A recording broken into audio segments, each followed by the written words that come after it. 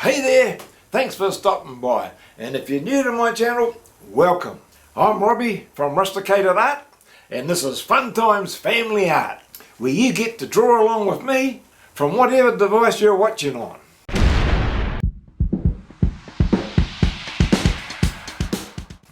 Now this week's video is a continuation from last week's video. This is part 2 of a 2-point perspective drawing. Now, I've put up a template which you can take a screenshot of so you can download the template and use it as a guide just to help you a little bit more, because it can get a bit confusing, I know.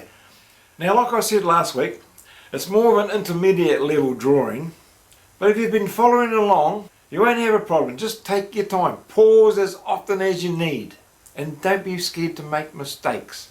We all make them, it's how we learn. Now be sure to watch to the end, because this week I'm going to be giving a shout out to another very special channel. So what do you reckon? You ready to get started? Well, come on then.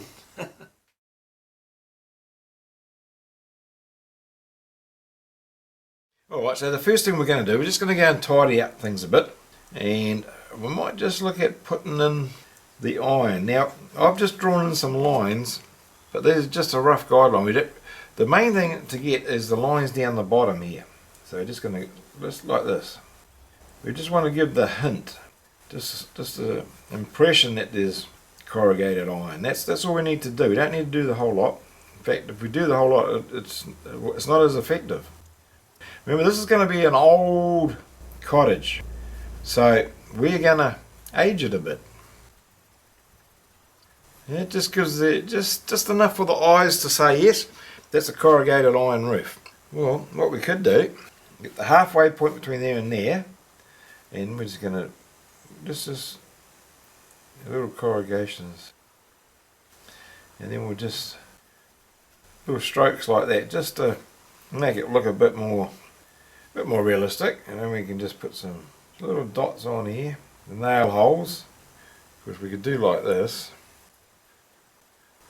individual sheets, and make them a little bit not so straight, so a little bit bent, so you know, so it gives it an aged effect.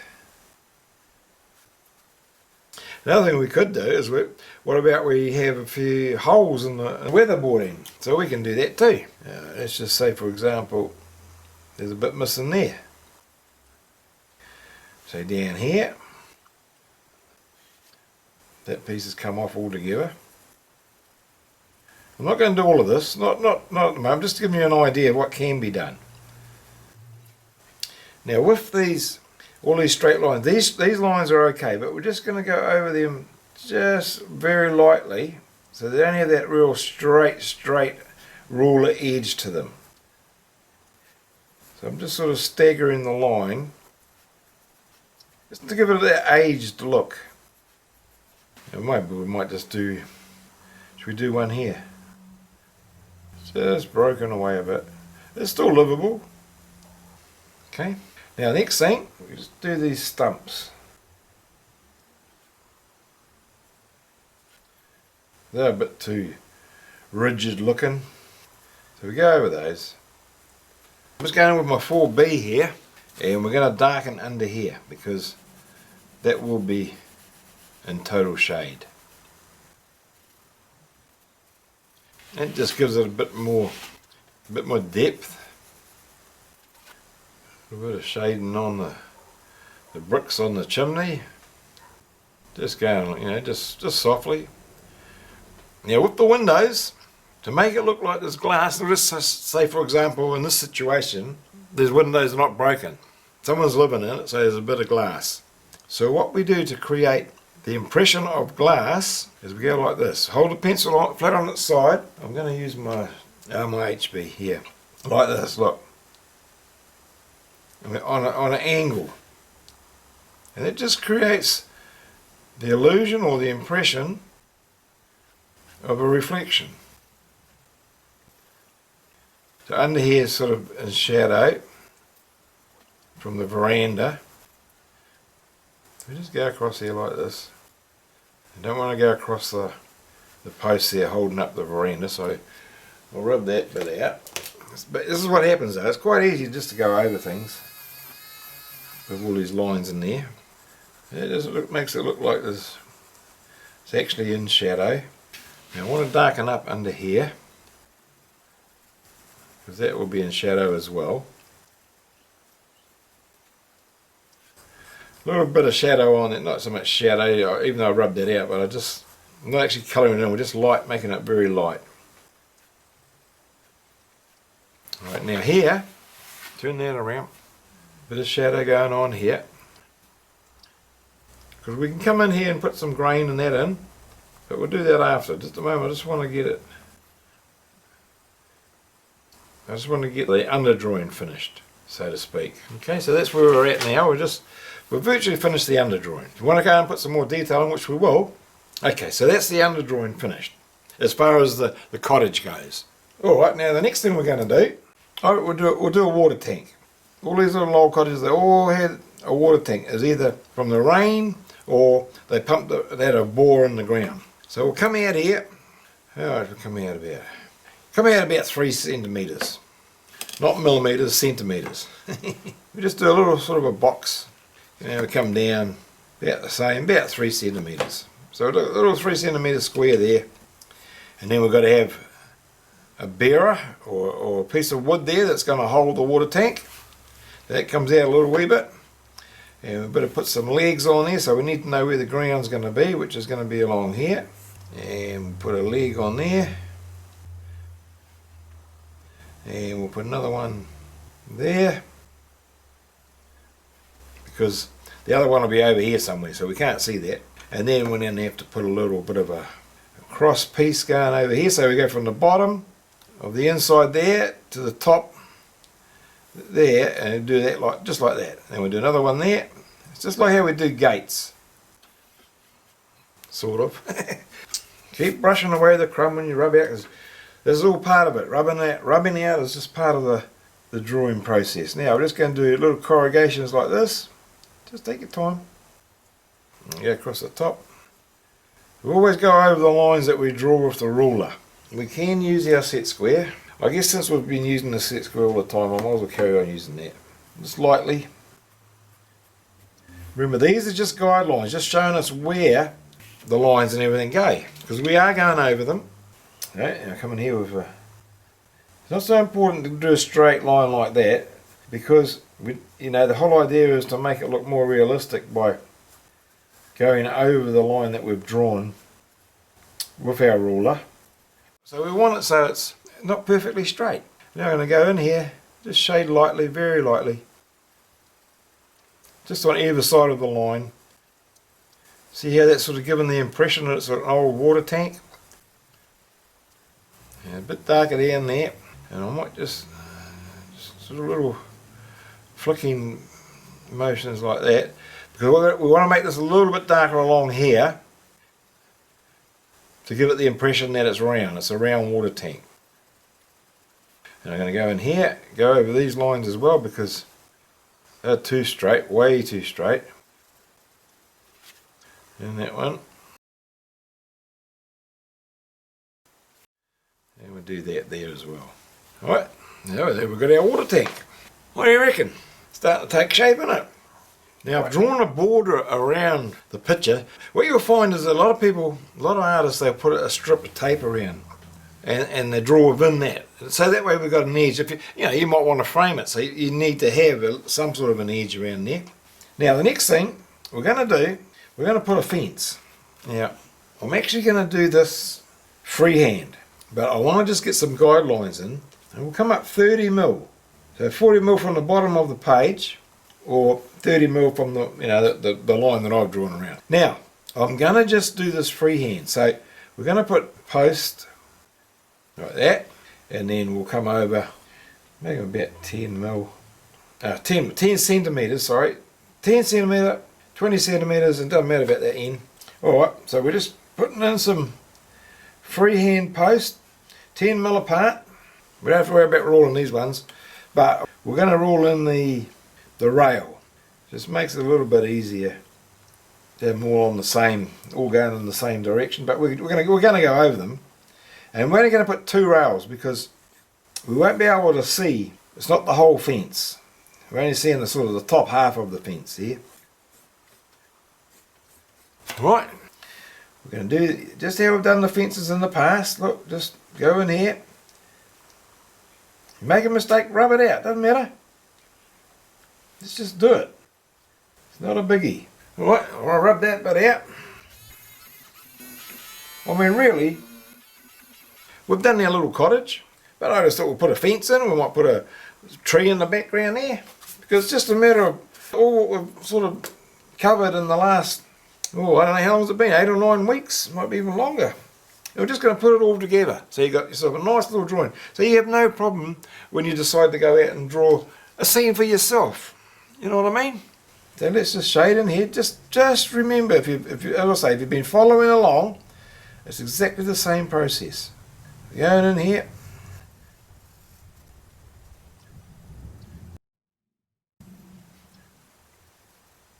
I mean, you might decide to put a gate or something in here, but you know how to do a gate. That's entirely up to you. I'm just going over it just to... I mean, normally I'd draw over that line, but because I'm using this soft paper, I don't really need to. I can bring the line out to, my shading out to that line. But I'll do it here, see what I mean? Which is probably what I should have done, because it's better like that. In fact, I will, look, I'll just... Because we don't want it too straight. It's just, when you have it too straight, it's just going to defeat the purpose of trying to create an old rustic drawing. Yeah, that's better. Well, now here, I will take that out there. The rail is going to be in front of it. We'll come along here. Put a bit of shade in here. See, I went way off there, but that's alright. Doesn't matter. Once again, all we're doing is the line drawing. We've done the line drawing, putting the rails and the posts in, and now we're just doing the under drawing. There's no post on this end one because it's be over here somewhere, off the page. That's alright though. It doesn't matter. Now hold the pencil on its side.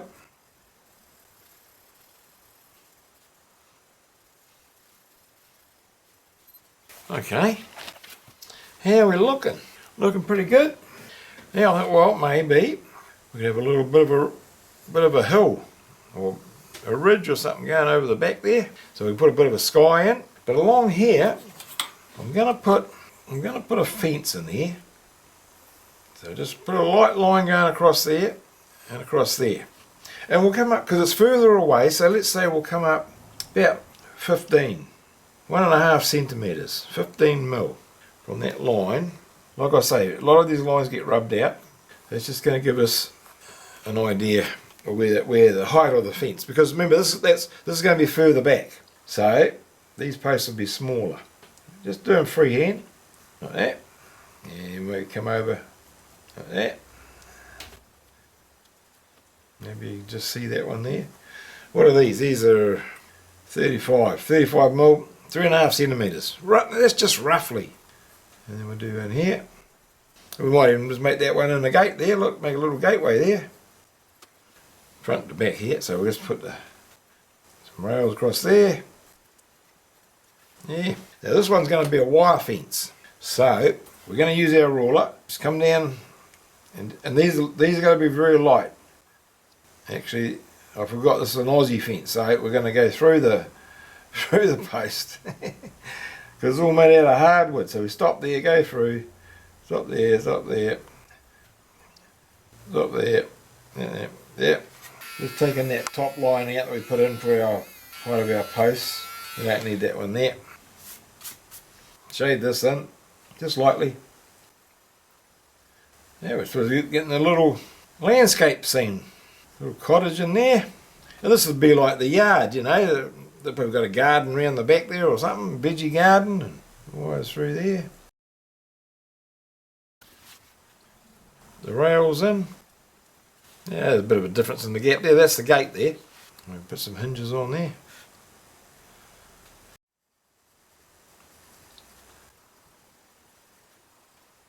Alright, yeah. I'm going to put a little bit of grass. Well, whatever it is. we've got to put a bit of ground. Let's say ground, because where I live it's fine now, but the drought's finally broken, but there's hardly any grass anywhere, and there's a lot of just bare dirt. That's all you got. That's all you can see. Anyway, we'll just put this in for now. We're just doing this lightly and holding the pencil flat. And we can go over all this. We don't have to go in between it because it's all the same shade. Well, it's all the same graphite, I mean. And then we can play around with that. You know, once again, it's the sort of thing where you can put as much detail or as little detail as you want. All I'm doing is giving you the basic, and you can do whatever you want to do with it. I mean, you could spend hours on this. You really could. Making it into whatever you wanted it to do. But for the purpose of this exercise, we won't be. Now, I'm just going to come along here. These little dashes, you know. Give it the impression that there's barbed wires on here. Just sort of dot dash, like Morse code.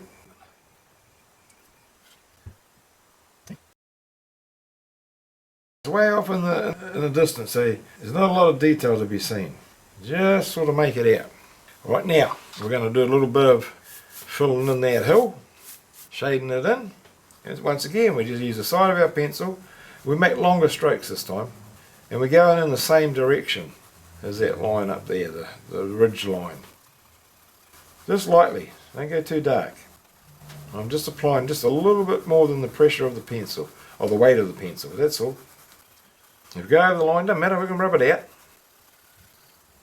See, the thing with graphite drawings and that, because there's graphite all around here, it just comes because it just gets everywhere. So we might as well go over it anyway.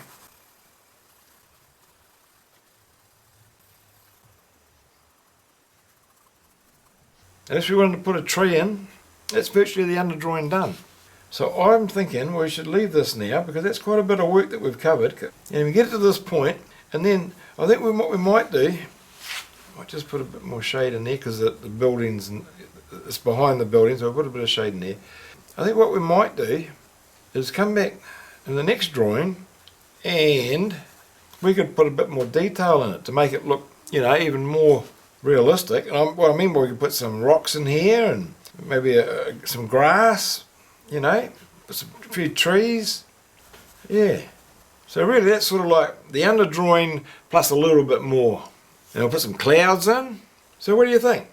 Let me know in the comments. Let me know what you think. And if that's what you want to do, then we will. Otherwise we can leave it at this. But I think it would be nice to be able to just take our time and put in a bit more detail. Alright? Okay then, well, we'll leave it at that for now. Well, I'm really glad you made it to the end. And I hope you enjoyed it as much as I enjoyed sharing it with you. And if you drew along with me, I hope you found it a lot of fun. Well, at least as much fun as I had sharing it with you. Now today's shout out is to a channel called All Funnies and Games. That's it right there. Now Joe is a digital artist, and as he's creating these amazing creatures, he narrates it. And it's sort of like it's coming to life, not just in the drawing, but in the narration as well. And he does a lot of unboxing. He gets these little miniature creatures and he paints them, and he's got all sorts of things going on there. Go and have a look at All Funnies and Games, because I'll tell you what, you're going to love it. And one of the things I do like about it is the fact that it is different. And that's what art's about, isn't it? We've all got different ways of doing things. Now if this is the first time you've visited my channel, I'll leave a link up here to my Fun Times Family Art playlist. That way you can go right back from the beginning and start from there if you choose to. Now if you like what you see, give me a thumbs up, and if you have any questions about today's video, if you want to know something, just leave a comment down below and share it with your friends. If you like it, your friends are surely going to like it, and they'll love you for it. And remember, families that draw together stay together. And by the way, I want to say a big thank you to all of you that have subscribed to my channel. I've hit the 500 mark, and that to me is a real big milestone. So thank you very much. Anyway, thanks for watching, and we'll see you in the next one.